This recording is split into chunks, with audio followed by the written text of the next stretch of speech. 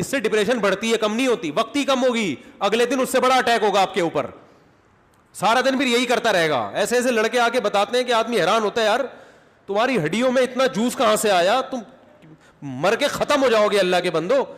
ایک لڑکے کو ڈاکٹر نے خود اس مرض میں ڈالا ہے, وہ بچتا تھا ان چیزوں سے, ڈاکٹر کے پاس گیا, ڈاکٹر نے کہا کوئی حرج نہیں ہے اس میں, کر لو, کوئی میڈیکلی کوئی نقصان نہیں ہے.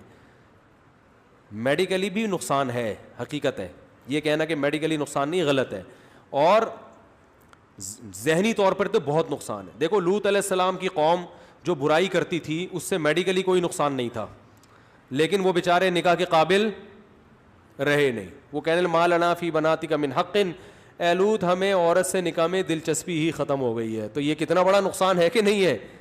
تو جو لوگ لڑکوں کے عادی ہو جاتے ہیں ان کو عورت میں دلچسپی ختم. اب میڈیکلی تو سب کچھ صحیح ہے, آئرن بھی صحیح ہے اور جناب پوٹاشیم میگنیشیم سب کچھ صحیح ہے, تو باڈی کو تو کچھ بھی نہیں ہوا, کھوپڑی آؤٹ ہو گئی.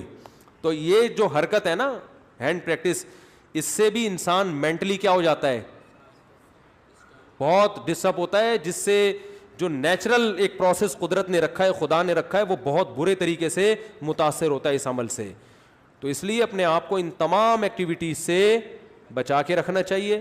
اور پاک دامنی والی زندگی وہ یہی ہے کہ جلد سے جلد, میں تو کہتا ہوں لڑکا بالغ ہو, ماں باپ کو چاہیے فوراً شادی کر دو اس کی, اس طرف اس کو آنے ہی نہ دو. اور اس کے غلط ہونے کی ایک بڑی دلیل یہ بھی ہے کہ جس نوجوان نے دوسروں سے نہ سنا ہو یا بر وقت شادی ہو گئی ہو, وہ کبھی یہ کام نہیں کرتا, اس کا کبھی دماغ جائے, اس سے ڈپریشن بڑھتی ہے, کم نہیں ہوتی. وقتی کم ہوگی, اگلے دن اس سے بڑا اٹیک ہوگا آپ کے اوپر, سارا دن پھر یہی کرتا رہے گا. ایسے ایسے لڑکے آ کے بتاتے ہیں کہ آدمی حیران ہوتا ہے, یار تمہاری ہڈیوں میں اتنا جوس کہاں سے آیا, تم مر کے ختم ہو جاؤ گے اللہ کے بندو. ایک لڑکے کو ڈاکٹر نے خود اس مرض میں ڈالا ہے, وہ بچتا تھا ان چیزوں سے.